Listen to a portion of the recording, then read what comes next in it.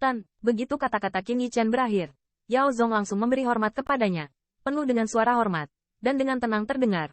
Dalam beberapa dekade terakhir, saya mengubah 1000 bahan obat fusi, tetapi tidak membabi buta mencampurnya.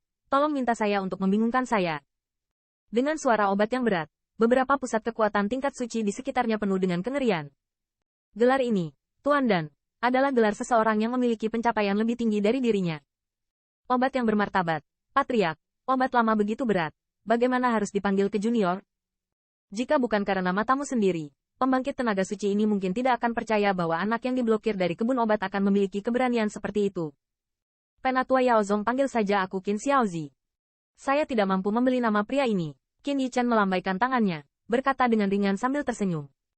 Ketika dia melihat Yao Zong di kehidupan sebelumnya, yang terakhir telah menjadi Master Pil Suci, dan dia, selain ras manusia, adalah orang pertama yang mempelajari senyawa dan. Untuk orang ini, bahkan Qin Yichen pun penuh hormat. Lagi pula, sebagai seorang jenius dari klan obat bius, dia bisa saja menikmati mata kekaguman yang tak terhitung jumlahnya. Tetapi bobot obatnya eklektik dan dia mengabdikan diri pada pengembangan potensi eliksir. Selama waktu itu, Yao Zong bahkan dicabut dari posisi penatua dan penelitian menjadi lebih sulit. Namun, karena alasan inilah obat tersebut berada di bawah kebetulan tertentu sebelum keberadaan Frostwit ditemukan. Setelah meneliti senyawa dan kekuatan roh, Yao Zong juga dengan mulus menerobos ke tingkat suci. Karena majemuk dan dia menjadi sangat kuat dan sombong dalam keluarga narkoba. Tuan adalah guru. Saya memanggil Anda Tuan. Anda pantas mendapatkannya. Yao Zong menggelengkan kepalanya, dan berkata dengan wajah datar. Dengan hormat di wajahnya, tidak ada pemalsuan. Tuan, jika Anda tidak menyukainya, silakan ikuti saya ke kamar yang sederhana. Dengan orang-orang terheran-heran, Yao Zong langsung mengundang Qin Yichen, dan sikapnya seperti memperlakukan seorang penatua. Ketika Qin Yichen datang ke depan rumah jerami Yao Zong, Qin Yichen tidak mengetahuinya. Ternyata kamar sederhana yang disebutkan oleh yang terakhir itu tidak sederhana. Di dalam gubuk, bahkan tidak ada tempat tidur kecuali tungku pil berisi cahaya dan 2 baris rak obat. Seorang Master Pil puncak tingkat surga, di mana tempat tinggalnya sangat sederhana, bahkan Qin Yichen tidak bisa menahan nafas. Menurut beratnya, taruh satu di yang ini, di mata Yao Zongyun, Qin Yichen tidak menyembunyikan terlalu banyak, mengambil frostbite dari jubah lengan bajunya, dan memberikannya. Setelah obat mengangguk, dengan hati-hati ditimbang sisa bahan obat. Nyatanya, ketika dia tiba di alamnya, dia memiliki hati yang utuh di dalam hatinya, tidak perlu timbangan untuk menimbangnya. Namun dari sikapnya, tidak sulit untuk melihat bahwa dia sedang bersemangat saat ini. Namun untuk sesaat, obat tersebut ahli dalam memurnikan ramuan obat tersebut. Akhirnya, dia menarik napas dalam-dalam, menekan kegembiraan di dalam hatinya, dan memasukkan rumput yang sudah layu ke dalam tungku pil. Hai, di bawah tatapan Yao Zong menahan napas, cairan obat di tungku pil mulai menyatu perlahan. Saat ini, Yao Zong tidak berani mengedipkan matanya, karena dia selalu berada dalam fusi ini.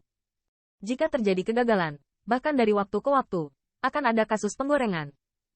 Untungnya, spirit power-nya luar biasa, dan tungku pil ini luar biasa, sehingga dia bisa menahan siksaan seperti itu. Namun, Yao Zong menemukan beberapa kejutan. Saat ini, cairan obat di tungku pil tidak menolak seperti sebelumnya. Dengan aliran cairan obat rumput yang layu, ternyata cairan obat yang tidak bisa menyatu, berangsur-angsur menyatu. Namun, sesaat, dengan tamparan telapak tangan Yao Zong, 3 pil beraroma bulat ditembakkan langsung dari tungku pil. Haha, aku tahu itu akan cocok bersama.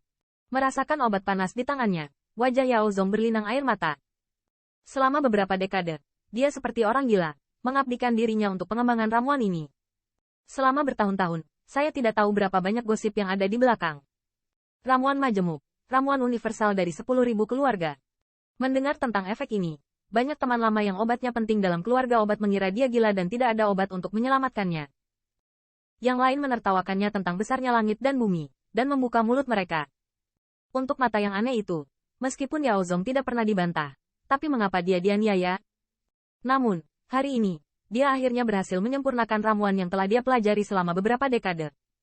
10.000 obat mujarab generik akan menjadi tonggak sejarah dalam perjalanan menuju alchemy Dao.